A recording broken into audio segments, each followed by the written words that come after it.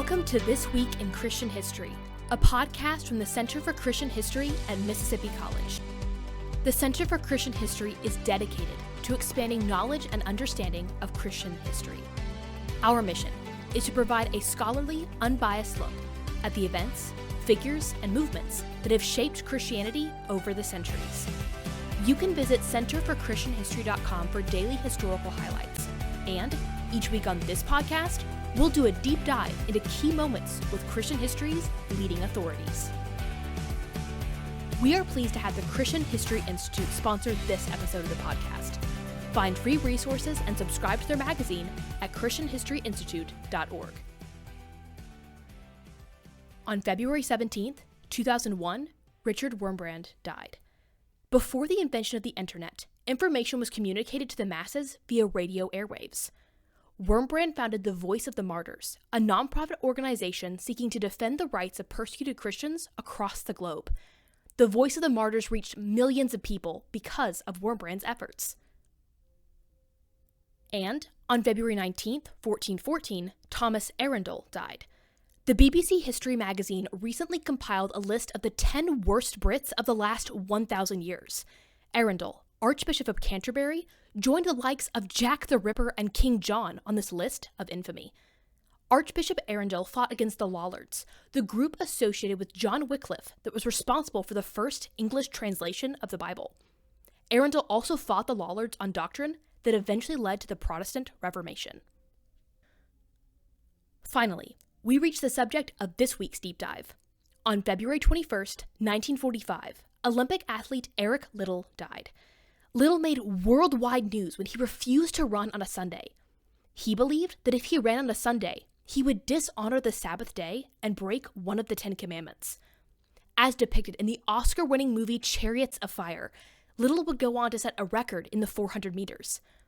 After his running days were over, he followed in his parents' footsteps and became a missionary to China. Because of this, Liddell was imprisoned in a concentration camp, where he died in 1945. Through his death, he managed to show his fellow captives what it looked like to live for Christ, no matter the circumstances. Today, Nick Walters, director of the Center for Christian History, talks with Brian Stanley of the University of Edinburgh about the life and times of Eric Liddell.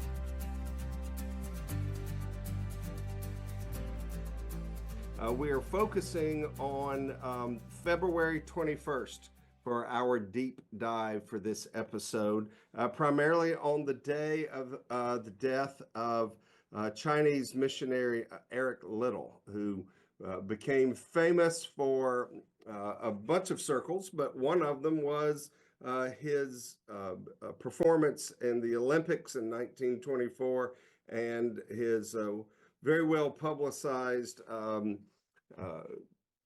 refusal to practice and to go to various heats and getting ready for the Olympics because they were taking place on a Sunday. And joining us is Professor Brian Stanley. Dr. Stanley is Professor Emeritus at the University of Edinburgh. He got his PhD at Cambridge, if I understand. Is that right? Yeah, that's right. Yeah, right. And so your focus really has been on Western missionaries and really how they, these various missionary societies, right, and different groups that went out and did missions at places all around the world and kind of the interchanging dynamics of what that was like of missionary work, but yet being represented, let's just say, you were seen as very much British, so that made you maybe political when you didn't want to be political, right? Because of the people of let's just say, in China in the 1940s. So thank you for taking time to be with us today. Thank you very much. Yeah, missionaries couldn't escape being political, particularly at that time. For most of his time in China, Liddell lived in one of the so-called treaty ports, a series of ports which in the 19th century were imposed on China as areas of Western enclaves, Western control, where really the writ of a Chinese emperor didn't run. And that was a result of the Opium Wars, in which Western forces really blew the closed door of China open. Right. And those special treaty privileges lasted well into the 20th century. And when Liddell first went to China in the 1920s, he went to work in a missionary college called the Anglo-Chinese College in what's now Tianjin in those days. And it was very much a case of, yes, teaching in a missionary college, but spending most of his social life with Europeans, British and other Europeans and some Americans probably. It wasn't really the real China, but after a while he really got disillusioned with that, and he chose to go back to where he was born, in a much more rural part of China, where his parents were missionaries, where his brother was a missionary, and he really began to learn Chinese properly for the first time instead of teaching in English. Used to go out with a Chinese evangelist on his bicycle, preach the gospel in the villages, and he gained a real reputation among the villages, not so much probably because he was an Olympic gold medalist from the Paris Olympics in 1924, but partly because they knew that he was born there. They knew his father and his brother. Lineage is very important for Chinese people. And he became one of us, and very appreciated the simplicity with which he presented Christianity.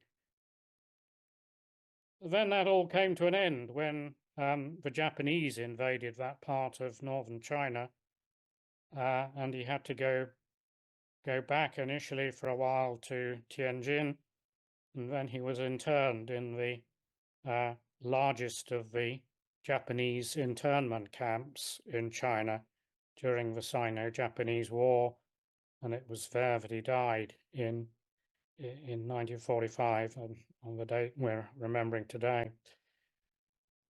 But now he died of a brain tumor, right? So it's not like Correct.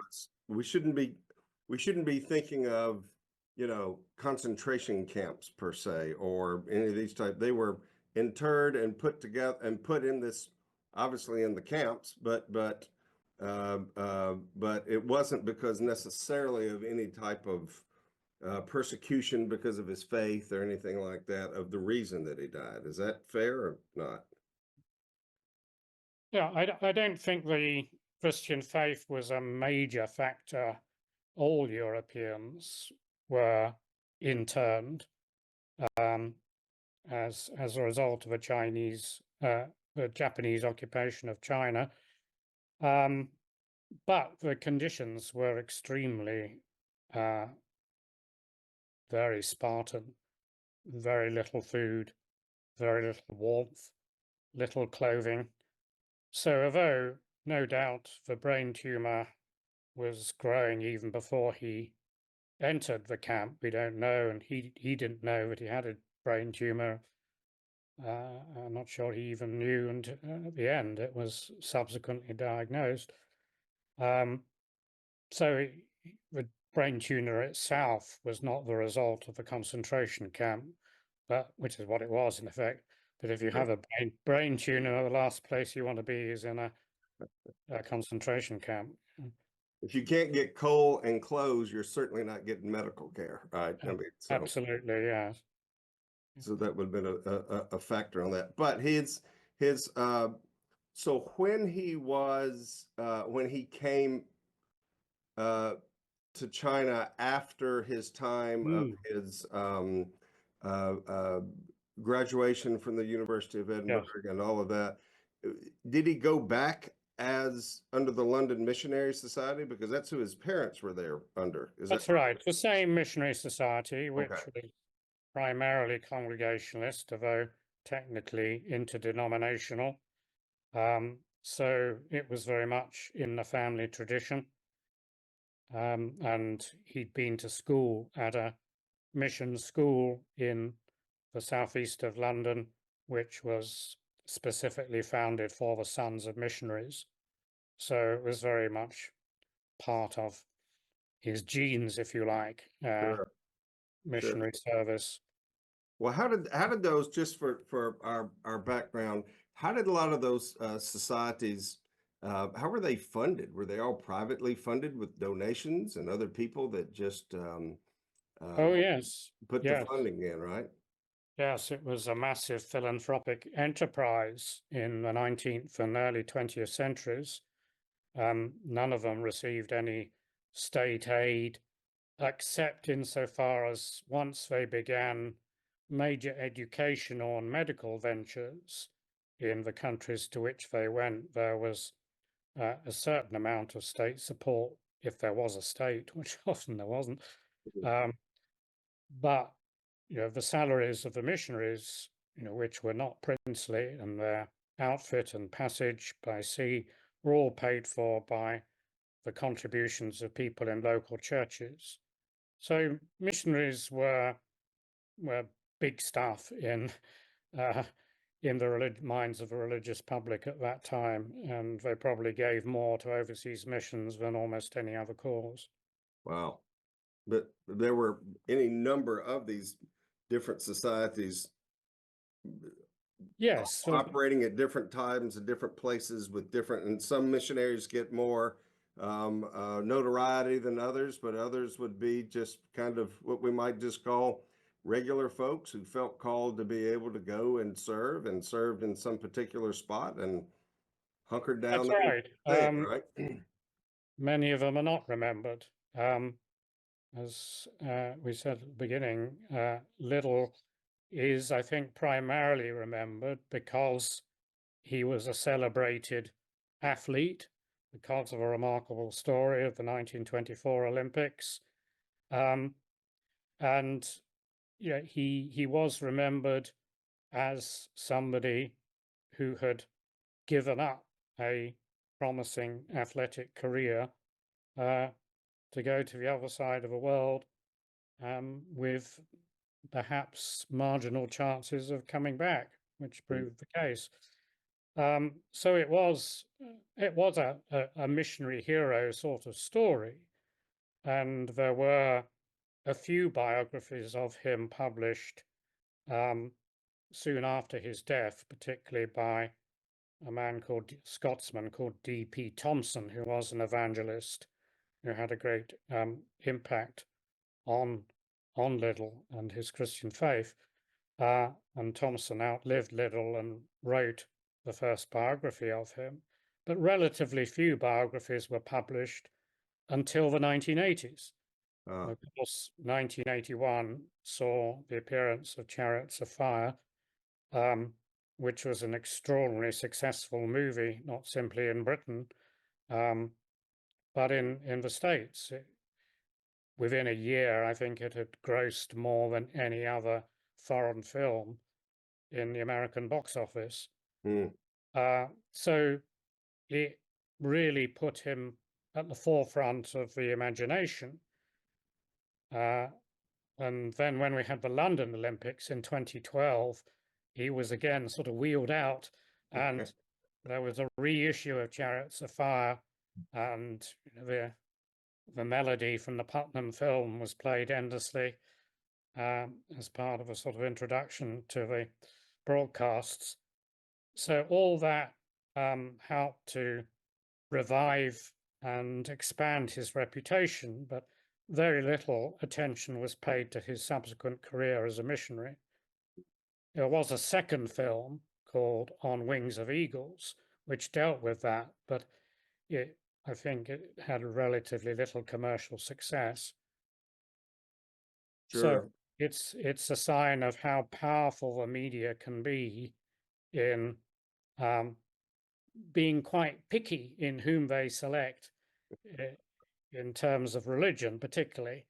And if a narrative of religion can be subsumed within a wider narrative of heroism, then that's good for the movie makers. And the same is true, really, even in China. You'll find that in that part of China, he is commemorated. There is a a plaque, a memorial plaque in the former concentration camp, Oh, which was erected some while ago by the University of Edinburgh at the invitation of the Chinese authorities. There was no mention of him as a missionary. He is regarded as a symbol of Anglo-Chinese fraternal relationships, somebody who contributed to the good of humanity, and yes, who led an exemplary life, but virtually no mention of his Christian faith. That wasn't acceptable. So his surviving daughter, I think, has said that everybody wants their own bit of my dad. He's remembered in Scotland, particularly as a sort of proto-Scottish nationalist almost. He's remembered in England. He's remembered in China. He's remembered in the States and Canada, where his wife and family were sent after the Japanese invasion. But everybody has their own little take on him. And all those takes are partial. They don't make up the whole man. interesting. Interesting. Well, one of the things that on the Olympics themselves, help me keep the story straight, if you will. The heats that he decided not to participate in that were taking place on Sundays were his events that he excelled in. Is that right? And yeah, he was a sprinter, really.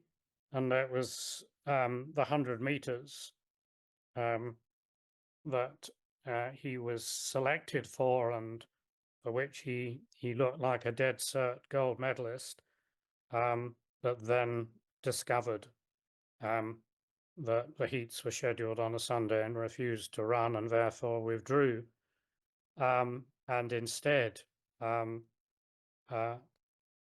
ran in the 400 meters, which was not his distance at all. He'd rarely raced at that length. but So not scheduled on a Sunday, right? no, not Right. scheduled And on a so Sunday. because of that, it's not like he took up the javelin or he took up the Oh discus, no, or he took no, no. up something. He just switched his event. I mean, had it been the opposite way, right, that the 400 would have been on a Sunday and the heats would have been right for the 100 on a Tuesday, we might not have even had the extra story other than, an Olympian that did well and won a gold medal, but we can't always remember every Olympian that won a gold medal either, right? So Yeah, I mean, I think he would still have been remembered, but it wouldn't have been seen as such an achievement or such a sacrifice if it had been the other way around. I think it was the fact that, a short distance sprinter takes on a whole lap race and, contrary to all expectations, wins. but he was good. I mean, that's the other thing about it it wasn't Yeah. like he didn't have the skills or he didn't have the talent or the ability or the work ethic to put in to be able to be an Olympian, right? So it's not like he just tripped into it or something. Oh no, I mean he'd already represented Scotland at rugby football. So he was a born athlete. No doubt about that. And then, but the local press, right, kind of bragging on the local guy, right? I mean, who did real well was part of the thing that helped kind of build that up to even to talk about the fact that he was going from the 100 to the 400.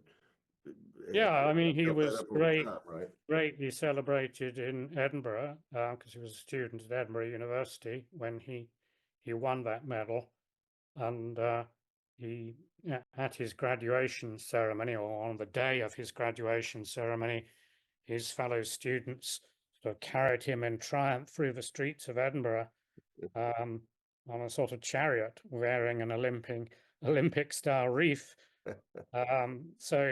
And the vice chancellor, the one who was giving the award on behalf of the university, had this witty saying, Mr. Liddell, you have proved that none can pass you except the examiner. So he passed his exams, but nobody else could pass him. That was the only passing taking place, right? Was the examiner who could pass on part of that. You can watch the rest of Nick's interview with Brian Stanley on the Center for Christian History website at centerforchristianhistory.com. We are pleased to have the Christian History Institute sponsor this episode of the podcast. Find free resources and subscribe to their magazine at christianhistoryinstitute.org. This Week in Christian History is produced for the Center for Christian History by Blue and Gold Media at Mississippi College, in cooperation with the MC Department of Communication. For episode transcripts and more information, visit centerforchristianhistory.com. Be sure to subscribe on Spotify, Apple, YouTube Music, or wherever fine podcasts are found. Our next episode is coming next week. Thank you for listening.